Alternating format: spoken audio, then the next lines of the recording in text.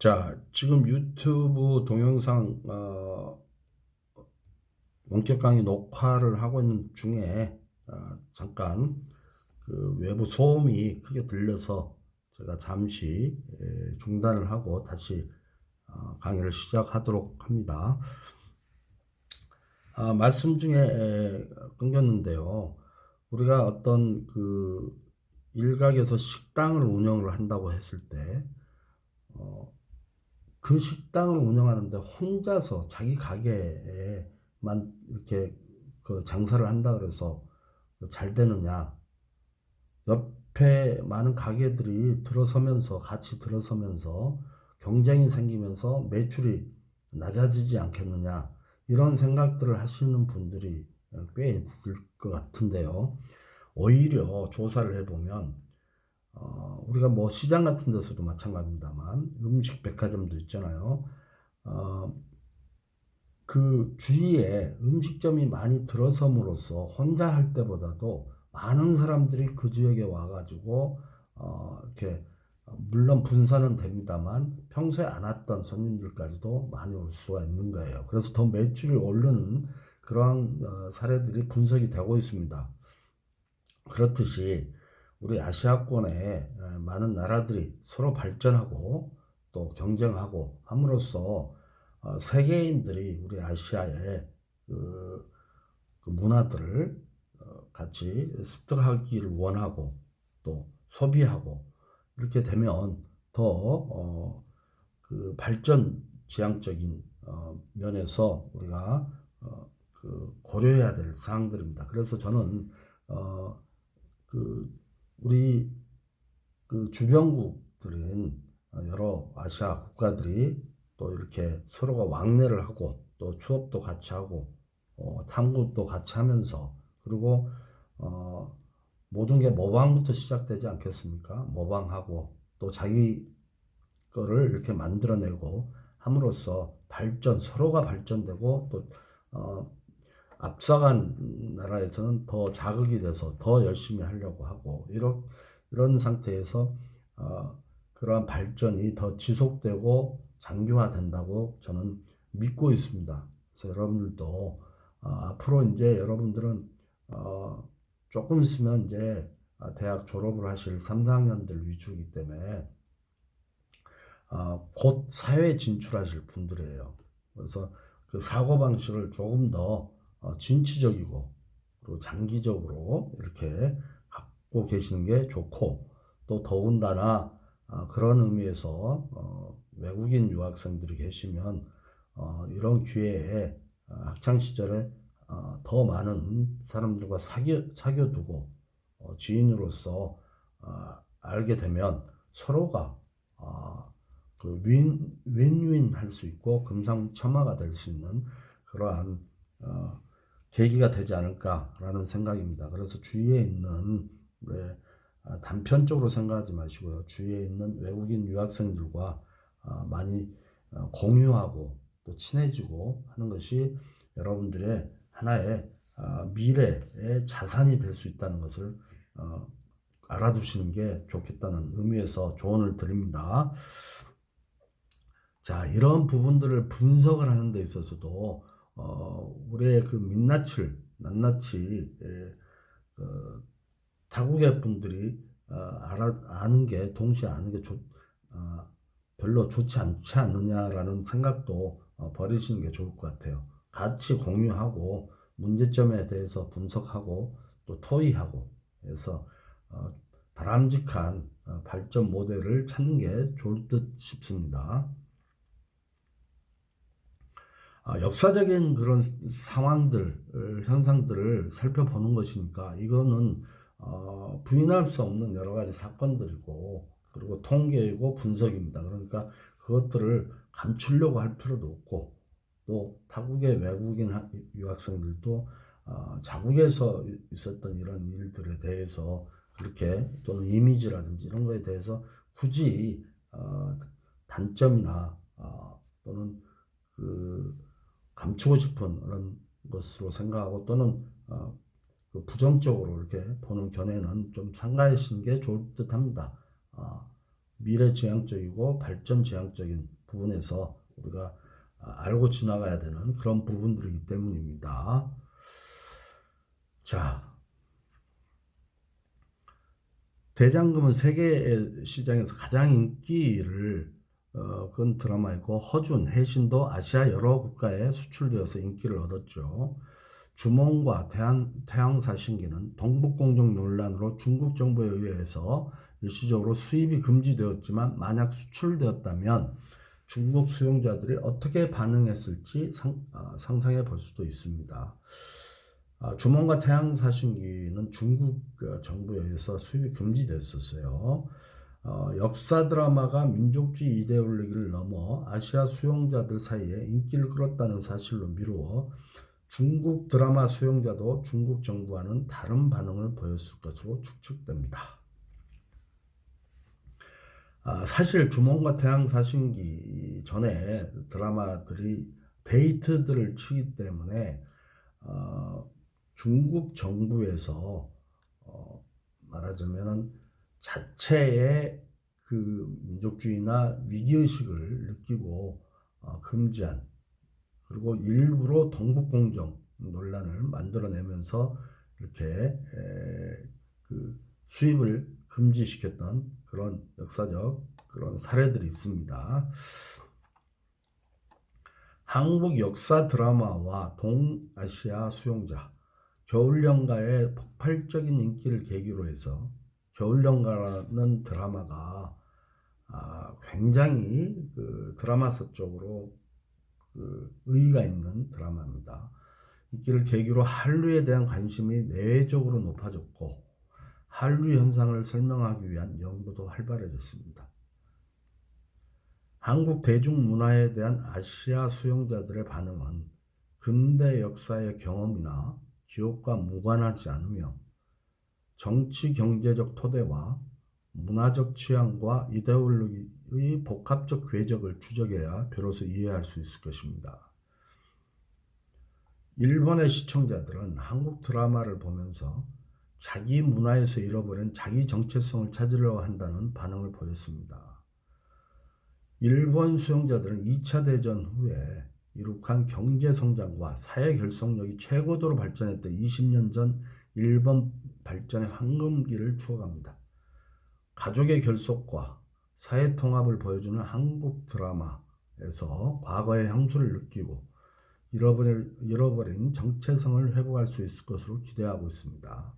일본인들이 보는 한국 문화의 도덕적 우월성과 매너는 한국의 실제 현실과 동떨어진 오인일 수 있지만 여기서 주요점은 아시아적 정체성을 그러한 정서에서 찾는 데 있습니다. 우리가 이제 좀 분석을 앞으로 이제 계속 해 나가겠습니다만, 뒤에 나옵니다만, 일본과 중국 그리고 한국 이 3국에 대한 그 문화 발전이라든지 또는 그 수출, 문화 수출 이런 것들을 뒤에 쭉 나옵니다만 분석을 해보면 여러 가지 그 사회적 현상, 그다음 정치, 경제적 현상에 기인되고 있어요. 그래서 일본 같은 경우는 이제 20년 전 일본 발전 황금기라는 게 버블 경제 아시죠? 그 엄청난 그 집값도 뛰고 그 소비량이 그 경제 발전이 엄청나게 호황을 이루면서 소비가 광범위하게 이루어지는 그런 시기입니다. 그리고 일본 특히 여성성은 그 남성들에게 그 복종을 하는 무한 복종을 하는 그러한 가부장적인 그런 사회의 대표적 케이스입니다. 그래서 그 뒤에 이제 쭉 그 설명이 됩니다만 일본인들이 어떻게 해서 우리 K-팝을 수용을 더 많이 하고 일본 시장이 가장 우리 K-팝 진출에 가장 그 광범위한 그 시장이에요. 뒤에 통계적으로 나옵니다만 왜 그렇게 특히 걸그룹에 대해서 그렇게 동방신기부터 시작을 했습니다만 걸그룹에 대해서 카라라든지 이렇게 맹목적으로 환호를 하는지 뒤에 자세한 내용이 나옵니다. 한번 관심 있게 보시고요. 자, 뒤에 쭉 이제 뒤에 내용들이 나오니까 그러한 그 어떤 그 기본적인 우리 그 원인들을 제가 한번 말씀드렸고요. 그런 것들을 생각하면서 쭉 한번 진행을 해보겠습니다. 가족의 결속과 사회 통합을 보여주는 한국 드라마에서의 과거의 향수를 느끼고 잃어버린 정체성을 회복할 수 있을 것을 기대하는 일본인들이라는 얘기예요. 그들이 보는 한국 문화의 도덕적 우월성과 매너, 일본인들이 그 굉장히 섹스에 섹슈얼리티하는 그런 쪽에 빠지게 된 경제 사회적 그런 배경들이 있어요. 거기에 비하면 한국이 굉장히 도덕적 우월하고 매너가 대해서 아시아적 정체성을 찾고자 하는 그런 데 있다. 중국 수용자들은 한국의 전통에서 중국의 문화적 영향을 발견하고 이를 즐기고 있는 것으로 보인다. 자, 그 이전에 삼국시대 때에서도 붙어서 잘 아시다시피 어떤 조공이라든지 우리가 이제 부인할 수 없는 사실들이 하나의 문화였죠. 문화, 아시아권의 문화, 대국에 대한 어떤 현실이기 때문에 가감 없이 제가 말씀드리는 겁니다. 하물며 중국 황제가 그 우리나라 그 왕을 책봉을 한다든지 이러한 제도들 이런 것들 어떤 뭐 여러 가지 그 역사적 그 사실들이 있죠. 그래서 중국인들은 그 중국의 문화적 영향을 거기에 또 여러 가지 문화가 그 영향을 받았겠죠. 이를 발견하고 이를 즐기고 있는 것으로 보인다는 얘기예요. 대장금과 허준이 중국과 유사한 양식의 요리와 한약을 소재로 하여 특히 중국에서 인기를 끈 것처럼 역사 드라마가 보이는 양국의 유사성에 흥미를 느끼고 있었다. 유교나 일상 관습에서 중국의 전통을 한국이 계승하고 있다는 점이 흥미를 느낀다는 반응을 보였다. 일본과 중국의 수용자들이 한국 역사 드라마에 대한 토론에서 가장 먼저 언급한 것은 도덕적 우월성이며 아시아적 전통 문화의 그 근거를 찾고 있다는 것이에요. 아시아인들이 인식하는 집단적 정체성도 물리적이거나 개념적으로 확립된 실체가 아니라 욕망의 주체로서 현실을 구성하는 과정에서 파생된 것이라고 볼 수 있다. 아시아의 수용자들이 텔레비전을 보고 미디어를 사용하는 일상에서 느끼는 아시아적 가치, 또 그들의 한류를 보면서 평가하는 유교 문화의 전통성에 대한 발화도 실체라기보다는 욕망의 기제로 이해될 수 있다. 역사적으로 유교는 정치 경제적 토대에서 변형되고 쇠퇴하는 과정을 보였다. 자, 유교는 이제 중국 그 문화에서 나온 그 하나의 종교라고 볼 수가 있죠. 조상을 공경하는 그 유교 사상은 뭐 여러 가지 사상들이 있지 않습니까? 군신유의라든지 부자유친, 그다음에 또 여러 가지 부유배를라든지 또 여러 가지 그 유교 사상에서 근간이 되는 그런 사상들이 나오고 있죠.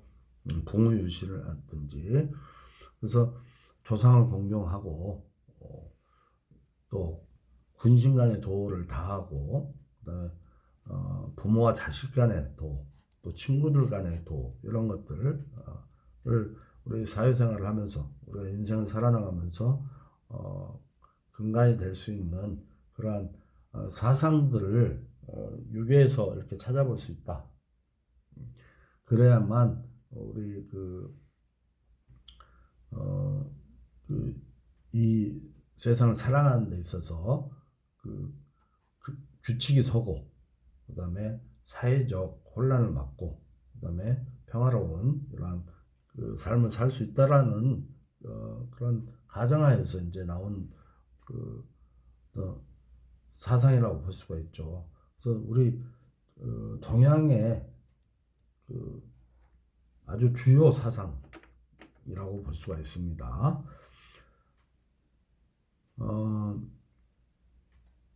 특히 근대화 과정에서 유교는 구태의 상징이자 수고보수를 의미하는 근대화의 걸림돌로 도외시 되어 온 것이 아시아 제국의 역사적 과정이기도 하다. 그 역사적 과정에서 아시아 제국에서 유교 사상이 구태의 상징으로 이렇게 보여진 적도 있었다 이거죠. 아시아 수용자들이 한국 드라마를 좋아하는 근거도 전통적 자체보다는 모던 혹은 포스트 모던한 내용과 형식의 전통적 가치가 녹아있다는 인식에서 촉발됐죠. 중국 수용자들은 한국 드라마에 나타난 현대적이고 세련된 생활 양식을 동경하고 역사 드라마에서도 그런 점을 높이 평가한다는 얘기입니다. 퓨전 부분에서 이제 퓨전 드라마에서 그 열광을 하기 시작을 했는데요.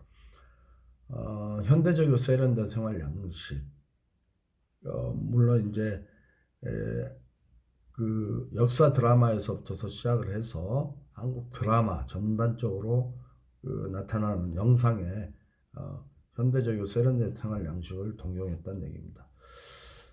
중국이 우리 유학생 여러분들도 계시지만 개방된 지가 그렇게 오래되지는 않지 않습니까? 그렇기 때문에 그 폐쇄된 사회 속에서 경제 발전이 늦어지고 하는 데서 이렇게 그 개방이 되면서부터서 그 어떤 현대적이고 세련된 생활 양식 이런 부분에 대한 동경이 이루어졌다고 얘기들을 하고 있죠. 자신의 일상 환경에 따라 의상, 음식 등에 대한 다양한 관심과 취향을 한국 역사 드라마가 보이는 영상에서 발견하고 재미를 느끼는 것입니다. 이들 수용자는 한국 드라마를 접하면서 한국의 빠른 발전에 깊은 인상을 받고 새로운 이미지를 구축하게 되었다는 반응을 보이고 있습니다. 전후, 그러니까 올해로서 이제 그 일제 시대를 그 벗어난 1945년 광복 이후에 그 75주년이 된 그런 해죠. 그리고 또 6.25를 지나고 나서 70년이 된 그런 해입니다. 급속도로 많이 발전됐다고 볼 수가 있죠. 100년이 채 되지 않아서 그 한국의 발전이 G20에서 뭐 저 G20 현장에도 제가 이제 뭐 중계차 가 있었어. 우리 그 코엑스에서 이루어졌습니다만 G20이라든지 또는 경제 발전, 경제 대국으로서의 어깨를 나란히 하는 그런 시대까지 왔어요. 엄청난 발전을 한 거죠. 여러 가지 아픔을 딛고 이렇게 왔다는 것은 세계인들이 놀랄 정도로, 특히 우리 중국 분들에게는 폐쇄된 상태에서 개방이 되면서 발전을 이렇게 꿈꾸는 그러한 나라의 국민들이니까 이분들 입장에서는 굉장히 한국에 대한 느낌이 굉장히 긍정적이고 깊은 인상을 받고 새로운 이미지를 구축하게 됐다는 그런 예전의 그런 이미지와 다르게 그러한 새로운 이미지를 구축하게 됐다. 그런 얘기를 하고 있는 겁니다. 중국 수용자들은 한국 미디어를 수용하면서 한국을 이상적인 발전의 모델로 여기고 있습니다. 제국주의라는 근대 역사의 상흔을 경험하여 일본을 배척하면서 한국은 발전의 모델이 되는 우방으로 일본은 적으로 간주하고 있다는 반응을 보였습니다. 한편 여러 가지 역사적 부분이 있어서 근대 역사 상흔이 있어서 그러한 얘기를 설명을 하고 있죠. 한편 일본의 수용자들은 중국에 비해 아시아적 전통 가치를 보다 강조하지만 이것도 전통성 그 자체는 아니고 시니피앙으로서의 아시아라는 것을 알 수가 있다. 그래서 시니피앙이란 말이 무슨 얘기죠? 시니피앙. 그래서 저자가 이렇게 표현하고 있습니다. 일본의 수용자들은 중국에 비해 아시아 전통 가치를 보다 강조하지만 아시아적 전통 가치를 가지고 있지만 강조하지만 전통성 그 자체는 아니고 시니피앙으로서 아시아라는 것을 알 수 있다. 하나의 그냥 겉으로 나타내는 말이란 얘기예요. 일본인들이 우리나라도 아직도 일본에 대한 그런 생각을 버리지 못하고 있죠. 일제 36년간을 그 우리의 그 조상님들이 겪었던 그런 고통, 그리고 거기에 우리에게 영향을 미쳤던 많은 그 사건들, 문화 말살까지 해가면서 했던, 지난 시간에 제가 말씀드렸죠. 했던 그러한 역사적 아픔을 쉽게 잊어버리지는 못하죠. 중국도 마찬가지입니다. 일본이란 나라와 전쟁들을 청일 전쟁이라든지 통해서 그 많은 그 상흔들을 안고 있기 때문에 일본은 그 모토로서는 아주 긍정적으로도 평가할 수가 있어요. 아시아의 그 단합이라든지 하나의 아시아라는 모토를 지난 시간에도 말씀드렸습니다만 그걸 표방하면서 그 제국주의 양상을 띄었다. 제국주의 꿈을 버리지 않았다. 이러한 것들은 굉장히 우리에게 많은 것을 생각하게 해주는 그러한 역사적 상흔으로서 남는 그런 현실들이었어요.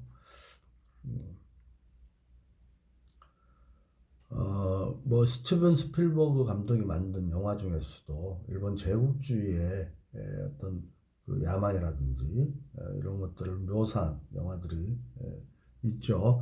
자, 여기서 이제 시니피앙이란 얘기를 조금만 하고 가자면요. 여러분들 어차피 그 배우시는 학도분들로서 찾아보시면 알겠지만 이게 이제 프랑스 말이에요. 프랑스 말. 여러분들이 이제 기호학이라는 미디어 기호학이라든지 특히 영상의 기호학, 그다음에 언론 보도의 기호학이라든지 이런 것들을 많은 저서와 많은 그 논문들이 나와 있죠. 그 기호학이라는 거. 기호학의 그 대가라고 할 수 있는 사람이 프랑스 소시르라고 볼 수가 있죠. 소시르가 얘기하는 기호에서의 소위 말하면 사인입니다. 우리가 그 쉽게 얘기하면은 화장실을 가면 남자 화장실, 여자 화장실을 그림으로써 이렇게 표시하거나 또는 우리 그 교통 표지판이라든지 여러 우리 일상생활에서 바라볼 수 있는 기호들이 많잖아요.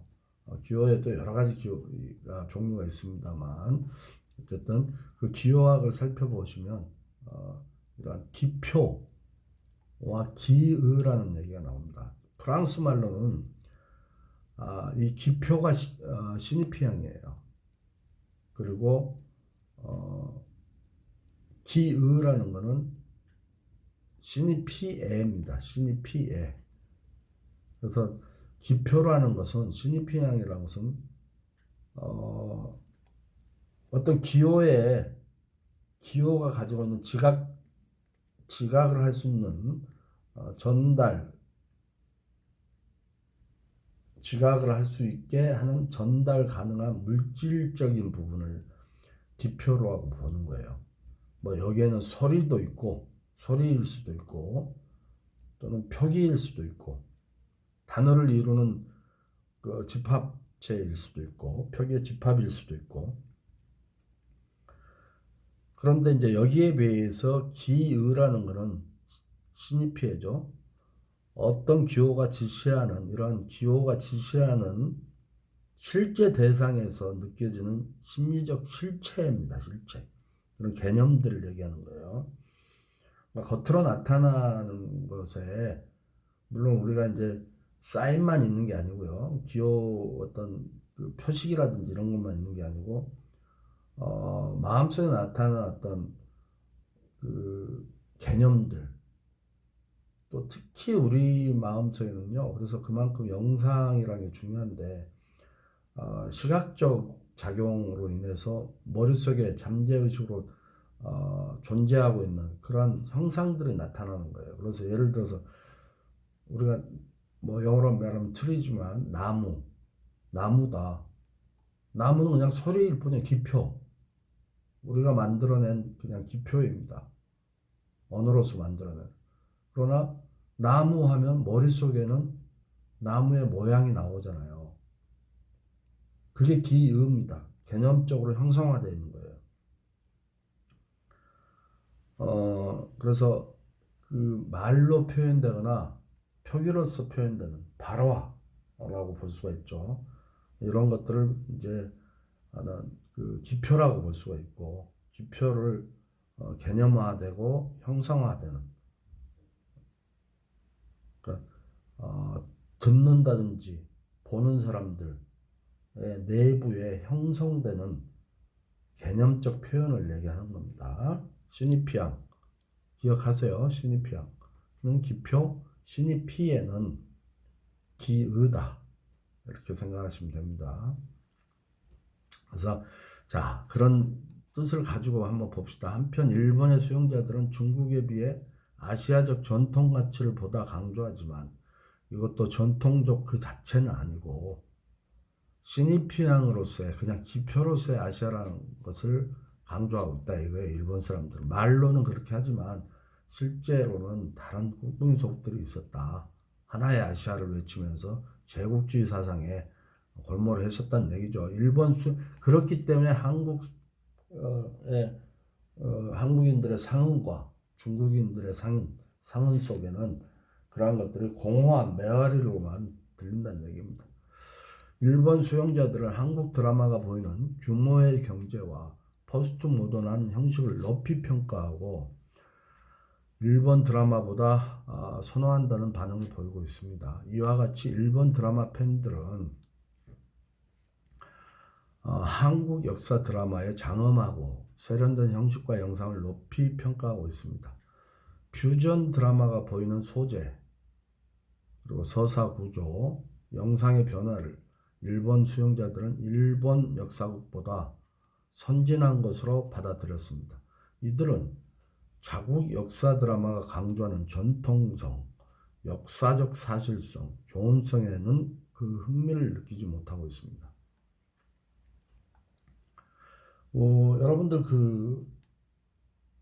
앞으로 이제 여러분들이 이 계통에서 어떠한 직업을 갖고 사회생활을 하실지는 살아나가실지 모르겠습니다만 어쨌든 미디어 계통에서 또는 문화 콘텐츠 계통에서 종사를 하시게 되면요. 뭐 미디어라는 건 커뮤니케이션에 있어서 전달수단이라고 그러죠.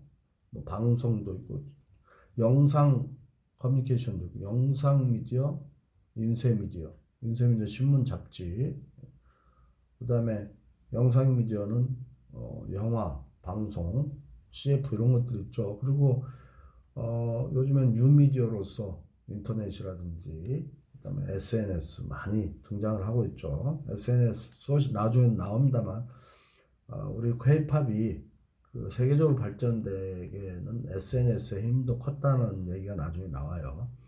소셜 네트워크 서비스죠. 여러 가지 유튜브도 있고 페이스북도 있고요. 어쨌든 그 부분에 대해서도 나중에 좀 설명을 드리겠습니다만 이러한 제가 뭐 하나하나 더 여러분들에게 설명을 좀 더 드리고 싶어서 얘기를 하다 보면 자꾸 본체로 들어가는데, 선생님 나이를 좀 먹었는지 조금 헷갈리는 부분이 있어서 죄송합니다. 어쨌든 이러한 미디어 부분이 있는가 하면, 미디어보다 조금 우리가 상위 개념을 생각할 때 이왕 얘기가 나왔으니까 예술 부분을 들 수가 있어요. 예술도 하나의 미디어라고 볼 수도 있지만, 예술 그 자체가 또 커뮤니케이션의 일환이라고 볼 수도 있지만, 예술은 그것과는 또 다른 형태라고 볼 수가 있습니다. 그 위에 상위 개념이 문화예요. 문화 콘텐츠 얘기하다가 이제 거기까지 갔는데, 문화는 그 모든 것들을 포용하고 있는 겁니다. 같이 흡수하고 있는 게 문화예요. 문화는 다시 말해서 우리의 생활 양식입니다. 음식 문화가 있고, 뭐 의류 문화도 있고, 주택 문화도 있고, 여러 가지가 있어. 생활 예술 문화도 있고, 미디어 문화도. 문화에는 우리가 살아나가고 있는 어떤 생활 양식과 습관 또는 뭐 그런 모습들 자체가 문화예요. 그 문화라는 거는 우리가 미디어 엔터테인먼트에 대해서 우리가 지금 얘기를 하고 있습니다만, 그보다 더 광범위한 부분이 이제 문화 콘텐츠죠. 문화 콘텐츠는 미디어 엔터테인먼트보다 더 광범위한 여러 가지 우리의 생활 양식들을 포함하고 있다. 그래서 여러분들이 이제 앞으로는 콘텐츠 마케터가 될 수도 있고, 셀러가 될 수도 있고, 그다음에 또 콘텐츠 메이커들도 될 수도 있고, 또 미디어 내에서의 또 좁은 의미에서 또 여러 가지 활동들도 하실 수 있고, 그래서 항상 여러분들이 생활을 앞으로 이제 머지않아서 사회생활을 하면서 이러한 것들을 생각하실 때 좀 광범위하고, 그리고 구체적인 얘기들로 좁은 데서부터 시작을 하면 광범위한 것을 보기가 힘들 수도 있어요. 죄수의 딜레마라는 얘기가 있지 않습니까? 또는 우리가 어떤 원형 감옥이라든지 이런 얘기도 많이 나오잖아요. 동굴 속에서의 어떤 얘기도 있고, 자기 자신을 전혀 모르고 사는, 또 광범위한 어떤 우주적인 어떤 관점, 이런 것들을 모르고 사는, 항상 좁은 의미에서의 일상생활, 그다음에 좁은 의미에서 인생, 이런 것들을 경험하다 보시면, 또는 매일매일 반복되는 생활을 하시다 보면 발전이 없어요. 사실은 뭔가 창의적인 것을 개발하고자 하는데 걸림돌들이 되고 있는 거예요. 그래서 항상 좁은 데서 좁게만 생각하실 게 아니고, 어떤 탐구를 하실 때도 그 하나의 단락을 보면서 좀 더 넓은 의미에서의 광의에서의 의미들을 분석을 하고, 또 그걸 찾아내려고 하는 노력들이 여러분 항상 필요합니다. 넓게 보는 데서부터서, 대자연에서부터서 숲을 보고, 숲을 보면서 점점 좁혀서 나무를 보는 그러한 태도와, 그냥 숲은 보고 전체를 볼 수 없는, 어떤 나무만 보고 전체를 볼 수 없는 이런 것들은 발전에 도움이 되지 않습니다. 그래서 항상 넓은 관점에서 여러분들이 좀 관점을 가졌으면 합니다. 우리가 태어난 곳이 대한민국, 저는 아주 자랑스럽고 만족하고, 언젠가는 세계인들과 함께 세계를 움직일 수 있는 중심이 될 수 있는 그런 나라라고 봅니다. 그런 나라의 국민이라고 또 생각하고, 이론이라고 생각하는데, 그러기 위해서는 많은 외국의 어떤 장점과 단점도 이렇게 생각을 할 필요도 있고 그들과 글로벌화한 어떤 그 교류와 그다음에 어떤 열린 마음에서 포용하는 그런 것들도 필요하다고 봅니다. 저는 중국 영화를 굉장히 중요해요. 좀 말이 길어져서 좀 죄송합니다만 거기에 나온 영화에 나오는 영상들을 보면 일부러라도 그들은 대자연을 항상 한 카트 이상씩은 꼭 보여줍니다. 거기서 보여지는 어떤 자연을 바라보면 우리는 항상 사회의 각박한 복잡한 생활 속에서 벗어나고자 하는 그 인간의 어떤 욕망, 유유자적하고 평화롭고 그런 어떤 자연스러움 이런 것들에 대한 욕망을 느끼게 하는 그런 것들이 그런 부분에 대해서는 중국인들이 부럽기도 하고 복받았다는 생각이 좀 들어요. 그와 못지않게 우리나라도 물론 지리적으로는 좀 좁지만 많은 곳이 우리가 사랑을 할 수 있는 애정을 갖고 바라볼 수 있는 아주 좋은 곳들이 많죠. 자, 그런 차원에서 항상 넓게 이렇게 보십시오라는 주문을 좀 해드리고 싶습니다.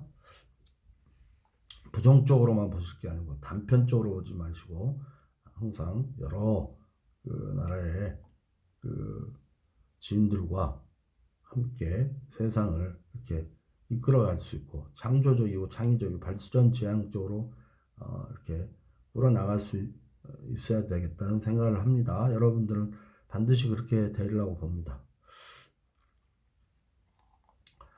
자, 한편 아시아 수용자들은 한국 드라마를 높이 평가하면서도 그 이데올로기성에 대해서는 좀 명확한 저항을 보이고 있습니다. 아까 얘기했죠. 중국인의 표현들에 대한 표현, 드라마상에 나오는 그 다음에 일본인들에 대한 표현 이런 것들, 자국 중심주의의 민족주의 이런 것들이죠. 당연히 일본 사람들이나 중국 수용자들이 봤을 때는 거부감을 느끼겠죠. 일본과 중국 수용자들이 가장 많이 지적한 이데올로기적 문제로는 가부장주의와 자국 중심주의를 들고 있습니다. 드라마는요 허구이고 사실 재미를 하고 감동을 주고 이런 부분에서 픽션 장르에서 상당히 우리 또는 소재로서 생로병사를 다루고 많은 웃음과 그다음에 기쁨과 그다음 눈물과 화남과 여러 가지 우리 인간들의 희노애락을 구사하는 그럼으로써 감동을 주는 그리고 전개에서부터서 절정에 이르기까지 위기를 거쳐서 절정에 이르기까지 대단원의 망을 내고 굉장히 스토리 구성에 있어서 우리에게 극적인 부분을 이렇게 선사해주는 그런 장르 아니겠습니까? 드라마는.